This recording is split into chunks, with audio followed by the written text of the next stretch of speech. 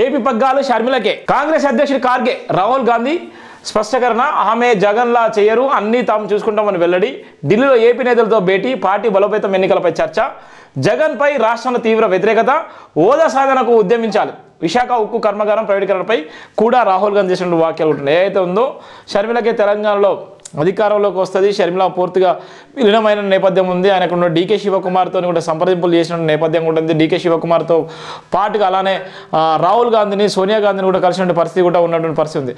ఆ నేపథ్యంలోనే మళ్ళీ ఏపీకి ఏదైతే ఉందో అక్కడ త్రిముఖ పోటీ ఉండేటువంటి నేపథ్యం. ఒక పక్కన టీడీపీ బలంగా ఉన్నది, టీడీపీతో పాటు అక్కడ జనసేన పార్టీ టైఅప్లో ఉన్న నేపథ్యంలోనే కాంగ్రెస్ను అక్కడ అధికారంలోకి రావడం కోసము ఇక్కడ ఏదైతే కర్ణాటక, తెలంగాణ అలానే ఏదైతే ఉందో ఏపీలో కూడా రావాలనే ఉద్దేశంతోనే ఇక్కడ షర్మిలను కూడా సొంత అన్నమీన ఇలా యుద్ధం చేసేటువంటి నేపథ్యం ఉంది.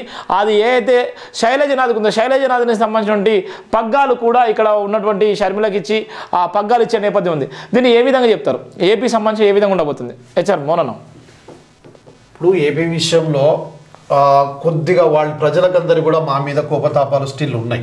ఎందుకంటే తెలంగాణ ఇచ్చారు వీళ్ళు, మమ్మల్ని విరదీసినారని కొంతమందికి, అందరికి కాదు, కొంతమందికి మా పైన 10 సంవత్సరాల కంచెలు అదే ఉందండి. ఇప్పుడు కూడా 100% నేను లేదని అన్నాను.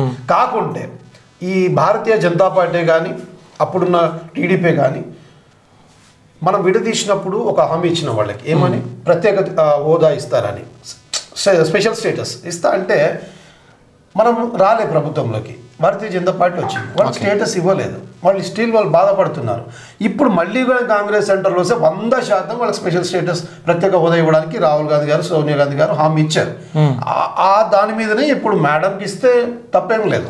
ఏనా ప్రభావం ఉంటుంది అనుకుంటారా? మేడంకి ఇస్తే ఏమైనా ప్రభావం ఉంటుందా? అక్కడ కాంగ్రెస్ సంబంధించి బలోపేతం అవుతుందా? అందరూ కూడా ఇవాళ జనసేన వైపు కానీ, టీడీపీ వైపు కానీ, వైఎస్ఆర్ పార్టీ వైపు మాత్రమే జనం ఉన్నారు. ఎందుకంటే వైఎస్ఆర్ పార్టీ అధికారంలో ఉంది.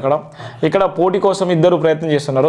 ఆ సందర్భంలో కాంగ్రెస్ అక్కడ నెగ్గేటువంటి ఛాన్స్ ఉంటుంది. ఇక్కడ తెలంగాణ ప్రభావం ఉండబోతుందా, లేకపోతే కర్ణాటక ప్రభావం ఉండబోతుందా? షర్మిలకి ఇస్తే షర్మిల దూసుకుపోయేటువంటి పరిస్థితి ఉంటుందా? షర్మిల మేడం అనేది వాళ్ళ ఫాదర్ ఒక చరిస్మా నాయకుడు రాజశేఖర్ రెడ్డి గారు. స్టిల్ ఈ రోజు కూడా రాజశేఖర్ రెడ్డి గారు అంటే అభిమానం ఉన్న వాళ్ళు 2 రాష్ట్రాల్లో ఉన్నారు, తెలంగాణలో, ఆంధ్రాలో.